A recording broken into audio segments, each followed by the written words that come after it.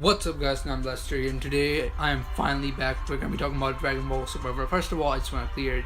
I am finally back, and guys, I know I've said this like a lot of times, I've done this like over 9,000 times. So yeah, a lot of times I'm like, oh guys, I'm finally back, and then I go again and come back after 2 months. And the truth is, guys, I just want you guys to know that well, let's face it, I don't really have that many subscribers, or I only have like 40 something subscribers as of now, and that was over a period of 1 year, and I feel like I haven't really been like getting anywhere, and kind of really gotten tired of doing this YouTube stuff. And it's not really important for me to keep making videos. It's not like a lot of people really watch them, so I kind of got tired. But then someone reminded me, my friend of mine just several days ago reminded me, it's for fun. I started for fun, so I should keep going. And I'm like, you know what? I'm gonna keep going, and I'm gonna keep doing this. So here I am. We're back with Dragon Ball Super reviews, and I left at like episode 62, so that was like a long time ago. And I missed like more than 10 Dragon Ball Super episodes, and even the Future Trunks arc has been finished for a while. But I'm just gonna. I left at where we were getting to the end of the Future Trunks arc. Getting closer to the end pretty much, but I'm gonna just review the end of the Future Trunks arc instead of doing all those reviews. So we're gonna be talking right now about the Future Trunks thing. Okay, so I'm gonna review as best as I can. I've forgotten a lot of the stuff, but I'm gonna try to remember details. So let's go. Last time, Future Trunks in episode 62, he turned into that savage new form, that Super Saiyan Blue kind of type, like his pre-Super Saiyan Blue, I guess. I think it's on the same level of Super Saiyan Blue. Is pretty obvious because he held Zamasu and Black Goku for a long time, and so Vegeta could get out, Vegeta, Bulma, and Goku could escape. And I really like that. Like, they gave Trunks a chance, and I like the way that Trunks, because it's Trunks' arc, it's his world. He needs to show everyone what he can do, that he's actually the real hero. Unlike Gohan, who just sits there and doesn't do anything. What a loser he is. Trunks, you're the man. Like, you need to show and step up. You're a big guy. Like, you're 28. You're a man. You need to show. I mean, obviously, he couldn't beat Zamasu and Black Goku, because even Goku and Vegeta together with two Super Saiyan Blues, they couldn't do it. But Trunks, he's the real deal. Like, with that form, he held them long enough for Vegeta, Bulma, and Goku to leave, and then they went to the past. As I already said, in the past we had everyone, Goten, Gohan, Chi-Chi, everyone knows about this thing now. Everyone was just like talking, discussing, and for some reason, Vegeta got a chance to train, and Goku too. And so when Goku and Vegeta got a chance to train, and Vegeta trained in the Hyperbolic Time Chamber, they even showed it, like he blew up the whole Hyperbolic Time Chamber, pretty cool. I mean, they showed Mr. Popo and Dende again, I like that. But I don't know how they got a chance to train. I mean, they didn't really have that much time, but I guess they trained. But anyway, after that, Future Trunks is alone in the world. He's like out because he couldn't really handle Zamasu and Black Goku for a while. After a while, and he got beaten up, and he was resting with Yajirobe, and Yajirobe woke him up, and he found out that Maya has gone after Black Goku and Zamasu. And Black Goku and Zamasu were in their little house, and then they're just there like chilling. I like the way they're just chilling in that house. It's cool. And then for some reason, Maya thought that she would take care of them by shooting this bullet that Future Bulma made that's 5 times greater than a normal bullet. But still, like, what are you thinking? Haven't you seen what this guy can do? You try to blow him up with bombs and stuff, and nothing happens. Like, he's Black Goku, come on. But I might try it. At least she tried. At least she has hope. I like that. And like Chi-Chi, at least she's better than Chi-Chi. She's cool, And then obviously she failed, and she was about to die with their comrades, but then Future Trunks came and saved her and her comrades. Obviously, Future Trunks couldn't really handle again Zamasu and Black. He had a great battle with them, but obviously it turned out bad for him in the end, and he was about to die when Goku and Vegeta came back, and this is where things got interesting. Goku and Vegeta, not only them, but we got Wiz. We got a lot of we got information on who Wiz is now, because Zamasu when Zamasu and Black were about to fight Goku and Vegeta there, a third or whatever time, we got we had what is it?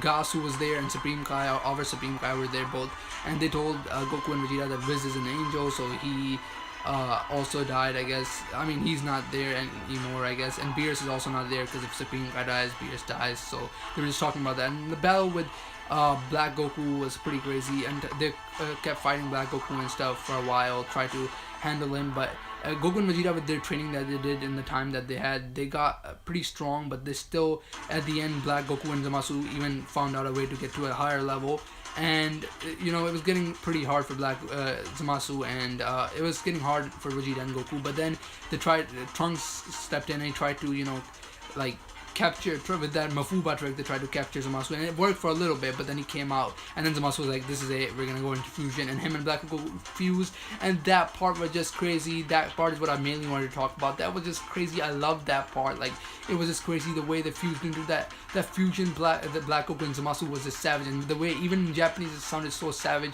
I don't even know if the English dub is gonna sound savage. I'm just like, guys, I was going crazy at that part. I saw you couldn't review it at that time, but now I'm saying it. It was crazy. I don't know if you guys remember that part, but it was totally crazy. I watched it like 5 times, 6 times already, because he's like, praise me, pray me, I'm the ultimate god Zamasu, and in that form he has to be stronger than Beerus no matter what.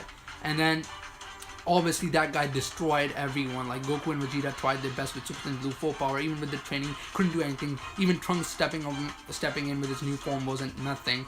But at the end, Goku and Vegeta decided to do fusion, and Vegito came back. And guys, this was his hype. When I saw the preview and I got details, I was like, no way Vegito is coming back. And this means one thing, that if Vegito's coming back, he has to have Super Saiyan Blue, because if he's back, why not give him Super Saiyan Blue? And that's what happened in the next episode, the episode with Zamasu, Vegito coming back.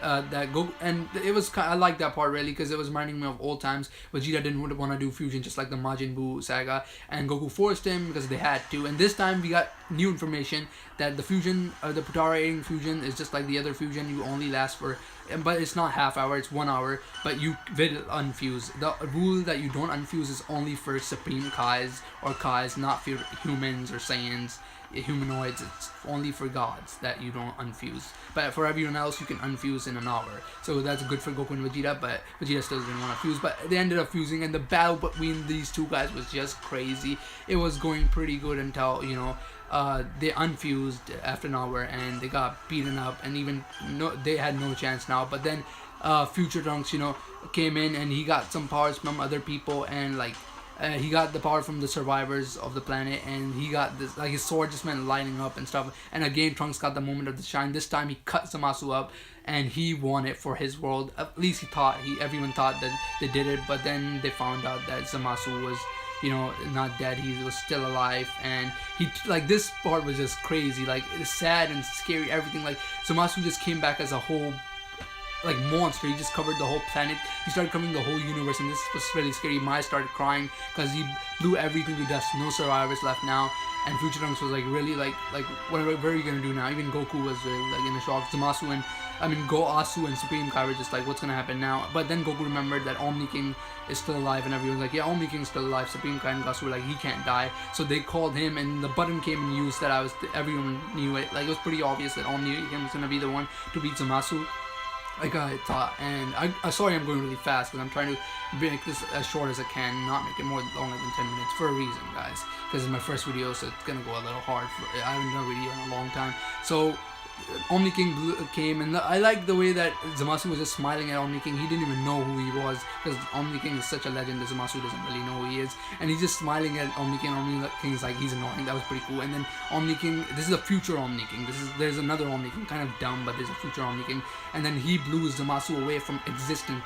He destroyed everything in Trunks' timeline, from what I know, like all the universes, everything in that timeline. And now Trunks didn't have a timeline. Everyone to the past, and like, Trunks was saying bye to everyone. This was a pretty sad moment. I like the ending. It was just like, reminded me of the last time Trunks was going, but this time we had a little bit of difference, because Trunks is really strong now, and Goku even said you can take care of any enemy that comes. I really like the ending of this, you know.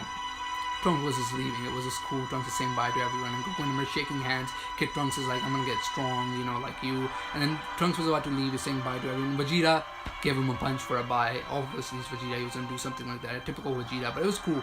Trunks wasn't scared now. He blocked Vegeta's punch with ease, and Vegeta was smiling like he's proud. And Trunks was leaving, and then Gohan finally comes in. Stupid Gohan finally makes his entrance. I'm like, Gohan, get out of here! Like, what are you doing? And he has that ultimate Gohan thing on his forehead, but people are saying he's like back. But guys, he always does it. Like he always has ultimate that thing, ultimate Gohan hair on his forehead, and everyone's like, oh my god, Gohan's back, hashtag Gohan's back, like this and that. Every year people start making videos, but guys, you can't really be confirmed. He keeps training with Piccolo and then comes back, and then next episode he's bringing his class nerd stuff, and he's doing his busy and family stuff. You know, you never know about Gohan. Even in the Terminator, I might do a video about it, but I don't think Gohan's fully coming back, like going all crazy like Future Trunks in this arc. I don't think Gohan's ever really gonna get his shining moment now, you know. I think Gohan's gone for good.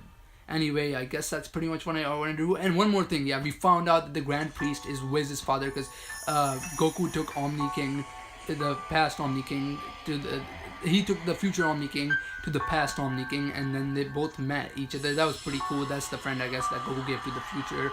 The future Omni King is the friend that he was giving to the present. I mean, now we have 2 Omni Kings, so that's going to be interesting for the 12 Universes tournament that's coming up. And I'm going to start doing videos about that too, you know, doing predictions for the tournament that's coming up. For right now, I guess that's it. And I guess, yeah, I guess that's pretty much it.